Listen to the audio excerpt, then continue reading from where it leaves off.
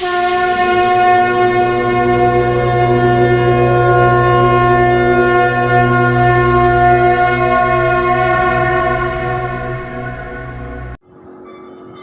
গুরুদেব। প্রণাম। আপনার যে চ্যানেলটি আছে ওখানে আমরা দেখতে পাচ্ছি প্রায় অনেকগুলো প্রশ্ন আসছে। আপনার যারা ভিউয়ার্স বিভিন্ন রকম প্রশ্ন আপনাকে করছেন, সেরকম কিছু প্রশ্ন নিয়ে আবার আপনার কাছে এলাম। ওনারা জানতে চাইছেন, আশা করি আপনি তাদের সন্তুষ্ট করবেন প্রশ্নের উত্তরগুলো দিয়ে। তো সেরকম একটি প্রশ্ন হচ্ছে, প্রথম প্রশ্নটা হলো যে ধর্ম কার সৃষ্টি, মানুষ না ভগবানের? ধর্ম মানুষের সৃষ্টি, ভগবানের সৃষ্টি না। ব্রহ্মাণ্ড যখন ছিল না, তখন দেবতারা ছিলেন না। এই দেবতার সৃষ্টি করেছে মানুষ। এই দেবতার সৃষ্টি করেছে মানুষ, প্রয়োজন ভিত্তিক মানুষ সৃষ্টি করেছে। দেবতারা কখনো সৃষ্টি করে কখনো না। মানুষ সৃষ্টি করছে দেবতাদের। এবং চণ্ডীতে সেই জন্য বলছে, দেবালঙ্কার্য সিদ্ধার্থং আবির্ভবতি সাজলা। অর্থাৎ একটাই কথা, দেবতারা তাদের কার্যসিদ্ধি করবার জন্যে অনেক ওষুধ তৈরি করেছেন এবং মেরেছেন, মেরে নাম কিনেছেন। এইটাই, মানুষই সৃষ্টি করেছে দেবতাকে। দেবতা মানুষকে সৃষ্টি করেনি। ধারণাটা ভুল, বদ্ধ ভুল ধারণা। আমরাই ভগবানকে সৃষ্টি করেছি। এবং আজও দেখছো ভগবান কত ভাগে বিভক্ত হয়ে গেছে, কত রকমভাবে বিভক্ত হয়ে গেছে। এটা তো মানুষই করেছে। কোনো দেবতা বলেননি আমি দুর্গা, আমি কালী, আমি তারা, কেউ বলেনি। এরকম it is created by the God, man. It is created by the man. ভগবান এখন মানুষকে সৃষ্টি করেছে না মানুষ ভগবানকে সৃষ্টি করেছে? একটা প্রশ্ন আসতেই পারে। তা আমি বলি ভগবান সৃষ্টি করেনি, মানুষই ভগবানকে সৃষ্টি করেছে। ঠিক আছে? এবং সৃষ্টি করে তাকে ডাকছে, প্রতিনিয়ত ডাকছে। কারোর ভালো হচ্ছে, কারোর মন্দ হচ্ছে। কেউ ভগবানের দয়া পাচ্ছে, কেউ পাচ্ছে না। ঠিক আছে? এখন ভগবান বলতে আমরা যেটা বলছি প্রকৃতি। তুমি প্রকৃতির থেকে বিরুদ্ধ আচরণ করতে পারবে না। যখনই প্রকৃতি রেগেছে যাবে, তখনই ঝামেলাটা হবে। ঠিক আছে? সেই জন্য আমরা বলছি যে ক্রিয়েটেড বাই দি ম্যান, মানুষই ভগবানকে সৃষ্টি করেছে, ভগবান মানুষকে সৃষ্টি করেনি। ঠিক আছে না? এটাই আমার মতে। এটাই। আর একটা পাওয়ার আছে, সুপ্রিম পাওয়ার আছে, যে যিনি আকাশে আছেন, একটা সুপ্রিম পাওয়ার আছে যিনি কন্ট্রোল করছেন এই পৃথিবীটাকে। সেটা মানুষের সৃষ্টি নয়। তিনি স্বয়ংভূ আপনা থেকে উঠেছেন, সেটা মানুষের সৃষ্টি নয়। সেটা মানে প্রকৃতি তাকে তৈরি করে দিয়েছে। প্রকৃতি তৈরি, মানুষ তৈরি করেনি, প্রকৃতি তাকে তৈরি করে দিয়েছে, যে প্রকৃতিকে কন্ট্রোল করছে।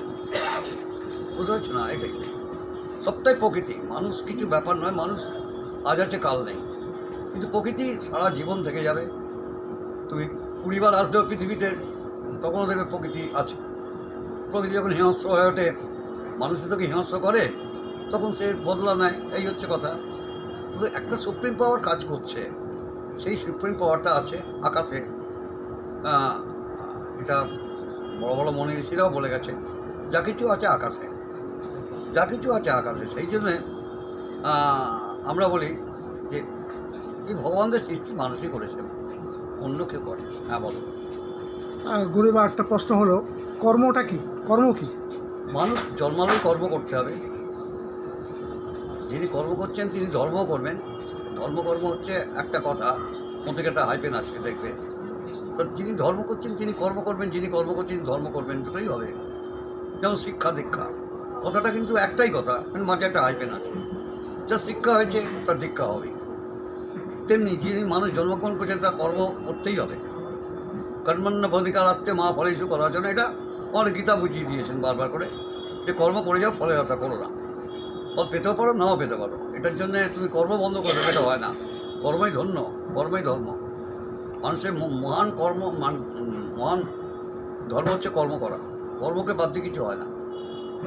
গীতায় 3 রকম ধর্মের কথা, কর্মের কথা বলা হয়েছে। হ্যাঁ, তো 3 রকম কর্মগুলো কি একটু যদি বলেন আমাদের। গীতা তো সৃষ্টি করেছেন স্বয়ং কৃষ্ণ। কৃষ্ণের মুখে নিশ্চিত বাণী তো গীতা। যুদ্ধক্ষেত্রে অর্জুনকে তিনি যে উপদেশগুলো দিয়েছিলেন, সেগুলো গীতা আকারে ছাপা হয়েছে। কী বলছি, বুঝতে পারছো? এখন উনি সমাজটাকে ভাগ করে দিয়ে গেছিলেন, উনি 4টে বর্ণের ভাগ করে দিয়ে গেছিলেন। এখন এটা নিয়ে অনেক কনফিউশন আছে। এখন তো মানুষ মানতেই চায় না। যে কোনো কর্ম যে কোনো লোক করতে পারে, এটাই এখন মানুষের বক্তব্য। কথাটা ঠিকই, যে কোনো কর্ম যে কোনো মানুষ করতে পারে, কিন্তু উনি যেটা সৃষ্টি করে গেছেন যে চারি বর্ণ, চতুর্বর্ণ সৃষ্টি করে গেছে। ব্রাহ্মণ ব্রাহ্মণে কর্ম করবে, ক্ষত্রিয় ক্ষত্রিয় কর্ম করবে, বৈশ্য বৈশ্যে কর্ম করবে, এবং শুদ্ধ শুদ্ধের কর্ম করবে, এটাই উনি বলে গেছিলেন। কিন্তু এখন তো সেটা মানুষ মানতে চাইছে না, মানে গীতাকে তারা মানতে চাইছে না কোনো অবস্থাতে, গীতাকে উল্লঙ্ঘন করছে তারা। ঠিক আছে, গীতা আবার কি, বা কৃষ্ণ আবার কি? মানে আমরা মানুষ হয়ে জন্মেছি, আমরা যে কোনো কর্ম করতে পারি, আমাদের এইটা কোনো ব্যাপার নেই। ইচ্ছে করলে ব্রাহ্মণ হতে পারি, ইচ্ছে করলে ক্ষত্রিয় হতে পারি, এটা আমাদের ব্যাপার। ঠিক আছে না, এখানে কৃষ্ণ কোনো ব্যাপার আসছে না। তো সুতরাং এত কনফিউশন, এত কন্ট্রাডিক্টরি ব্যাপার রয়েছে, যেটা হয়তো অনেক মানুষ গীতা পড়েনি, গীতা সম্বন্ধে তাদের কোনো আইডিয়া নেই। ঠিক আছে না, তবুও তারা একটা জিনিস ভাবছে, আমরা মানুষ হয়েছি, আমরা ব্রাহ্মণ হতে পারি, ক্ষত্রিয় হতে পারি, বৈশ্য হতে পারি, শুদ্ধ হতে পারি, এটা আমাদের কাছে ব্যাপার। ঠিক আছে না, তো সেই মতো ওরা করছে। কিন্তু আবার কিছু লোক আছেন যারা এটাকে মেনে চলেন, গীতাকে মেনে চলেন। আমাদের সমাজকে বেঁধে রেখে দিয়েছে গীতা, গীতা আমাদের সমাজকে বেঁধে রেখে দিয়েছে। গীতার এই যে গোলাগুলি, এই যে লঙ্ঘন, এটাই আমার খুব ক্ষতি হয়ে যাচ্ছে, সমাজের পক্ষে একটা বিরাট ক্ষতি হচ্ছে। আর কিছু নয়, সমাজ রসাতলে যাচ্ছে, ক্রমশ রসাতলের দিকে চলে যাচ্ছে। ব্রাহ্মণ তার কর্ম করছে না, ক্ষত্রিয় তার কর্ম করছে না, শুদ্ধ তার কর্ম করছে না, যার ফলে হয়ে গেছে এই গোলাগুলিটা হচ্ছে। ব্রাহ্মণ ক্ষত্রিয় কর্ম করছে, ক্ষত্রিয় ব্রাহ্মণের কর্ম করছে, বৈশ্য ক্ষত্রিয় কাজ করছে। এই যে জিনিসটা, এই গোলাগুলিটা, এটাই ক্ষতিকারক হয়ে দাঁড়িয়েছে। এবং আগামী দিনে সমাজ বলে তো কিছু থাকবে বলে মনে হয় না, এখন নেই সমাজ, এখন নেই মানুষের সেই ভালোবাসা, সমাজের সেই বন্ধন উঠে গেছে। আগামী দিন আসছে, আরও ভয়ঙ্কর দিন আসছে, ভয়ঙ্কর দিন আসছে। হ্যাঁ, তো গুরুদেব একটি প্রশ্ন হলো, যারা স্ত্রী জাতি আছেন তারা কোন জব করবেন? দেখো, আমরা বলি প্লাস মাইনাস, নেগেটিভ পজিটিভ। একটা আলো জ্বালাতে গেলে লাগে নেগেটিভ একটা লাগে, পজিটিভ একটা লাগে। তো নেগেটিভ যারা আছেন মেয়ে ছেলে, তারা পুরুষের জব করবে, তারা শিবের জব করতে পারে, নারায়ণ জব করতে পারে, কৃষ্ণের জব করতে পারে, ইত্যাদি ইত্যাদি। আর পুরুষরা করবে মেয়ে ছেলের জব, কারণ প্লাস মাইনাস না হলে তো আলো জ্বলবে না। ব্যাপারটা বোঝো ভালো করে। পজিটিভ নেগেটিভ, হ্যাঁ, এটা চাই। একটা আলো জ্বালাতে গেলে পজিটিভ নেগেটিভ আছে, প্রত্যেকটা সুইচে আছে, দেখবে আলো, তবেই আলোটা জ্বলে। নেগেটিভে নেগেটিভে আলো জ্বলবে না, পজিটিভে পজিটিভে আলো জ্বলবে না, আলোটা জ্বলবে নেগেটিভ পজিটিভে। সুতরাং যারা মহিলা আছেন তারা পুরুষ দেবতাকে আরাধনা করবেন, এবং যারা পুরুষ আছেন তারা মহিলা দেবতাকে আরাধনা করবেন। এই প্লাস মাইনাসটা যদি থাকে তাহলে ভালো, না থাকলে আর কিছু করার নেই। প্লাসে প্লাসে তো প্লাসই হবে। হ্যাঁ, আর প্লাস মাইনাসের একটা ব্যাপার আছে না, এটা তো মানতেই হবে তোমাকে। এই জন্য আমরা বলছি যে যারা মহিলা আছেন তারা পুরুষ মানুষের জব করুন, শিবের জব করুন, কৃষ্ণের জব করুন, নারায়ণের জব করুন। আর যারা পুরুষ আছেন তারা কালী করুন, দুর্গা করুন, তারা করুন। এই যে নেগেটিভ পজিটিভ না হলে তো আলো জ্বলবে না, তুমি যা চাইছো সেটা তো পাবে না, এটাই হচ্ছে কথা। হ্যাঁ, আর একটা প্রশ্ন হলো গুরুদেব, দিব্য শক্তিশালী যদি হতে চায় কেউ, তাহলে ওর করণীয়টা কি? না দেখো, দিব্য শক্তিশালী ইচ্ছে করলেই তুমি হতে পারবে না। দিব্য শক্তিশালী তুমি ইচ্ছে করলেই হতে পারবে না, আমি দিব্য হয়ে যাবো, শক্তিশালী হবো, এটা নয়।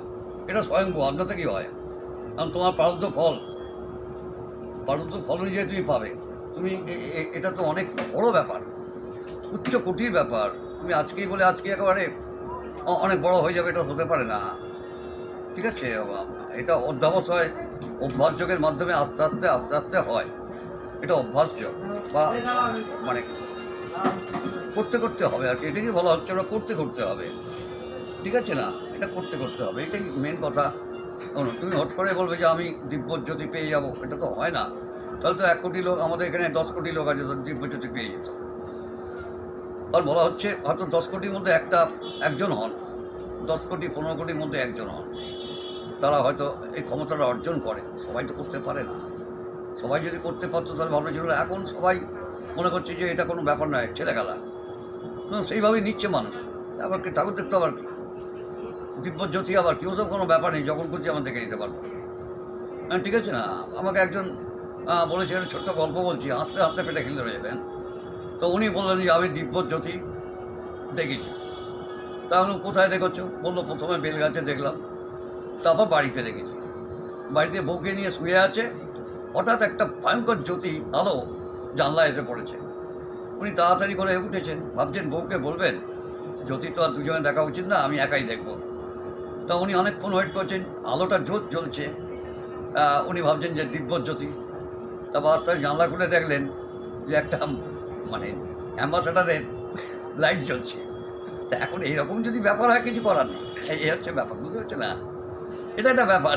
দিব্য জ্যোতি দেখলেন উনি, মানে অ্যাম্বাসাডারের হেডলাইটটা জ্বলছে, উনি ভাবছেন এটাই দিব্য জ্যোতি। প্রথমে এরকম ম্যাক্সিমাম মানুষ করছে। অরিজিনাল জায়গায় যাওয়া সম্ভব নয়, আর যতক্ষণ অরিজিনাল জায়গায় যেতে পারবে না ততক্ষণ এইসব নিয়ে বেশি আলোচনা চলবে। কারণ একটা কথা বলছি, মানে একটা কথা বলছি আমি, যে সম্ভব নয়, এটা সম্ভব নয়। একটা যে কথা বলছি এটা সম্ভব নয়, হ্যাঁ এটা সম্ভব নয়, কখনোই সম্ভব নয়। চেষ্টা করলে হয় না, এগুলো হয় না বাবা। এর জন্যে অধ্যাবসায়ের দরকার, অভ্যাসের সুযোগের দরকার। একটা জন্ম হয় না, বহু জন্মান্তর বাদে একটা সাধক বা সাধিকা তৈরি হয়, বহু জন্মান্তর বাদ। এই জন্মের কর্মফল অনুযায়ী যেটুকু করে যাবে পরের জন্মে তারপর থেকে ধরবে। এইভাবে হচ্ছে, তুমি যতটা শেষ করে যাবে এখানে, তারপরে আবার একটা শুরু হবে। এইভাবে মানুষ আস্তে আস্তে ওঠে, একবারে মানুষ উঠতে পারে না। বহু জন্মান্তরের ব্যাপার। জ্যোতি দর্শন বলো, ভগবান দর্শন বলো, আর আত্মোপলব্ধি বলো, যেটাই বলো না কেন, সব কটাই কিন্তু নির্ভর করছে বহু জন্মের ফল। এটা আর অন্য কিছু নয়, যে কেউ যখন তখন করতে পারে না। গুরুদেব, ঠিক আছে? আমরা যারা সনাতন ধর্মাবলম্বী আছি, আমাদের কি আমিষ আহার করা কি পাপ? দেখো, সনাতন ধর্ম বলতে যেটা বলছি, এখন ধর্ম বলে কিছু নেই। এখন ধর্ম বলে কোনো কিছু নেই। মানে একটা ঠাকুর আছে, গিয়ে নমস্কার করলেই ধর্ম হয়ে গেল, বুঝতে পারছো না? যিনি ধারণ করে আছেন আমাকে, তিনি ধর্ম। যিনি আমাকে ধারণ করে আছেন তিনি ধর্ম। আর সুতরাং আমাকে যিনি ধারণ করে আছেন তাকে, তার চরিত্র দেখতে হবে। আমার চরিত্রের সঙ্গে তার নাও মিলতে পারে। আমাকে ধারণ করেছেন তিনি ধর্ম, সেই ধর্মের সঙ্গে আমার চরিত্রের হিসেব নাও মিলতে পারে। হ্যাঁ, ঠিক আছে না? তো সুতরাং একটা চোর এটা করতে পারে না, আর ডাকাত এটা করতে পারে না, ঠিক আছে না? করতে পারে কি? কোনোদিনই করতে পারবে না, কোনোদিনই করতে পারবে না। সুতরাং এই চরিত্রের সঙ্গে ধর্ম দুটো কমপ্লিট আলাদা জিনিস। অনেকে আছেন তারা ধর্ম মানেন না, মেনেই বা কী হবে, না মেনেই বা কী হবে। আর সনাতন ধর্ম দেখো, যে ধর্মটা শুরু হয়েছে কবে কেউ জানে না, কবে শেষ হবে কেউ বলতে পারবে না। এটাই সনাতন, এটাই সনাতন। কবে শুরু কবে শেষ বলতে পারবে না। তো এখন এই ধর্ম নিয়ে সবচেয়ে বড় খেলা চলছে আমাদের ভারতবর্ষে, বিশেষ করে ভারতবর্ষে ধর্ম নিয়ে খুব খেলা চলছে, এবং এটাকে আঁকড়ে ধরে অনেক কিছুই চলছে দেখতে পাবে। আজকে যত মন্দির দেখো, এই মন্দিরগুলো লোক সংখ্যার চিন্তা করে দেখো, যারা যাচ্ছেন এবং যারা ওখানে ভগবানের সেবা করছেন, কত লোক চিন্তা করে দেখো, সবাই তো কিছু না কিছু করে খাচ্ছে, ঠিক আছে না? ধর্ম যিনি আমাকে ধারণ করে আছেন তিনি ধর্ম। এখন সেটা আমার আমার আমার সঙ্গে মিলতে নাও পারে, আর চারিত্রিক দোষের জন্য হয়তো এগুলো মিলতে নাও পারে। একটা ডাকাত তো আর চোরান আসন ধর্মের কাহিনী, চোরান আসনে ধর্মের কাহিনী, এটা বলাই হয়েছে বারবার করে। সুতরাং ধর্ম তিনি পালন করছেন, যিনি ধর্মের সঙ্গে তার আত্মার মিলন করে রেখে দিয়েছেন, তিনি ধর্ম উপভোগ করছেন। এছাড়া আর যারা করছেন তারা, আমি বলবো ওই নেতি নেতি করে ধর্ম পালন করা যায় না। ধর্ম ভয়ঙ্কর শক্ত জিনিস বাবা, ভয়ঙ্কর শক্ত জিনিস। হ্যাঁ, এটা পালন করা অত সস্তা জিনিস না। হিন্দু সনাতন ধর্ম যেটা তোমরা বলছো, হিন্দুত্ববাদী লোকে বোঝে না, তো সনাতন ধর্ম কথা ছেড়ে দাও। কটা লোক শুনেছে হিন্দুত্ববাদ?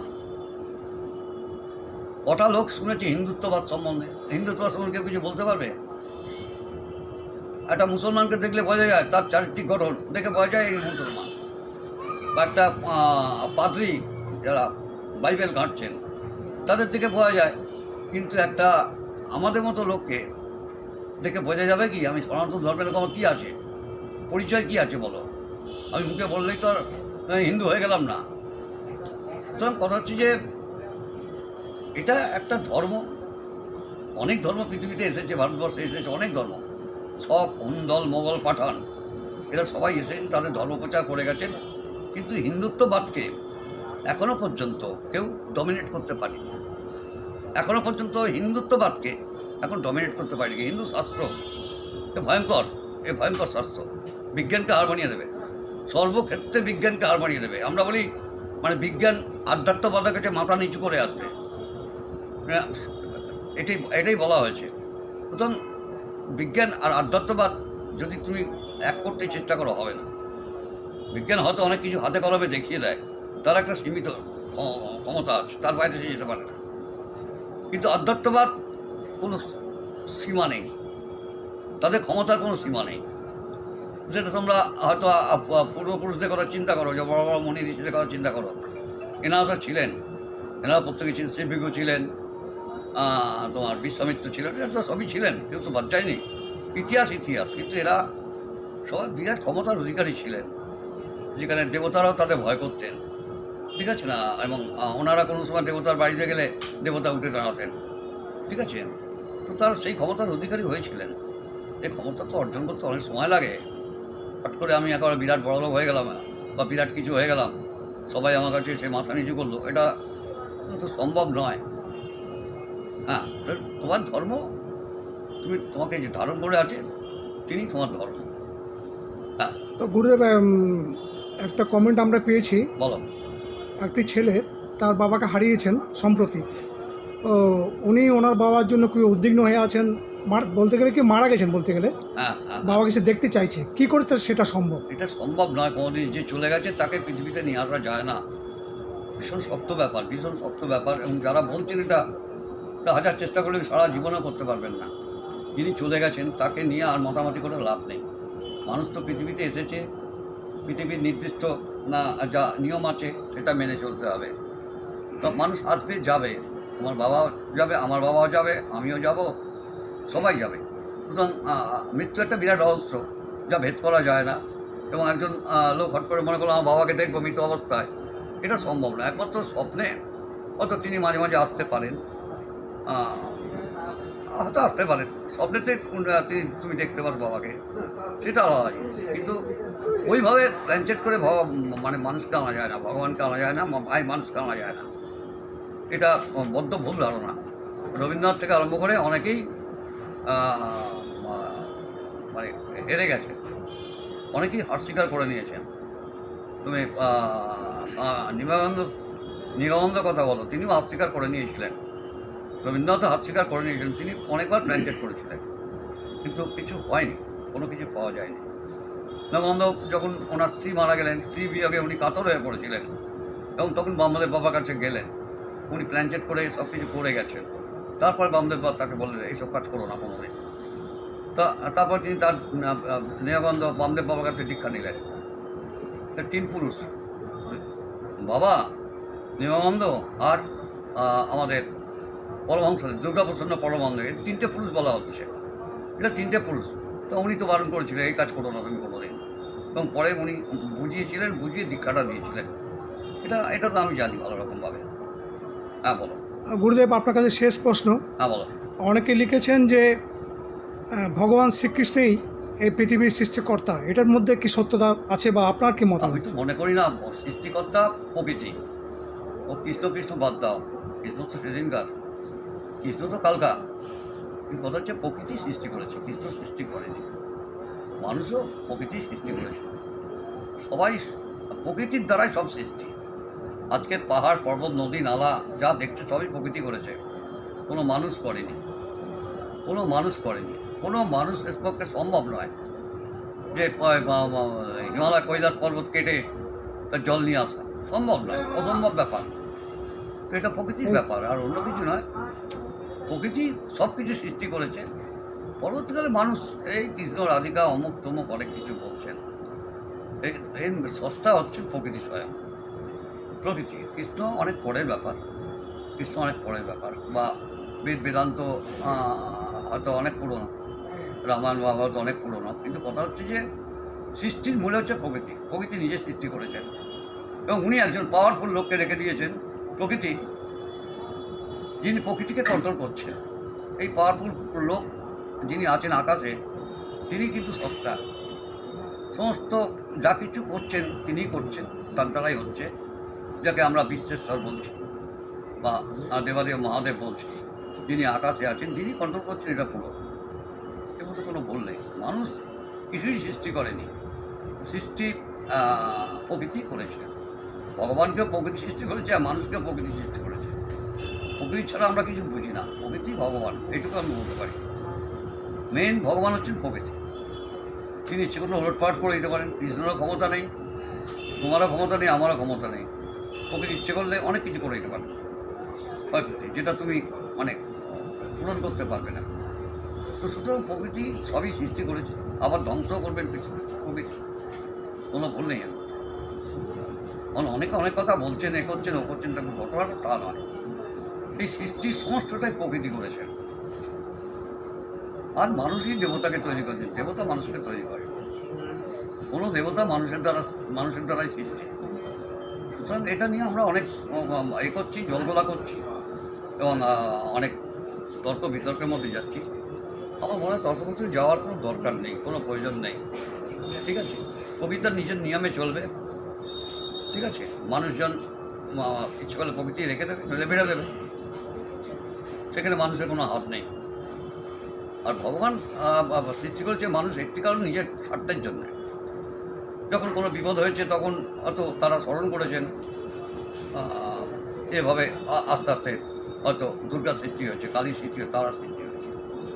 সুতরাং যখনই মানুষ বিপদে পড়েছে তখনই কোনো কাউকে না কাউকে স্মরণ করেছেন।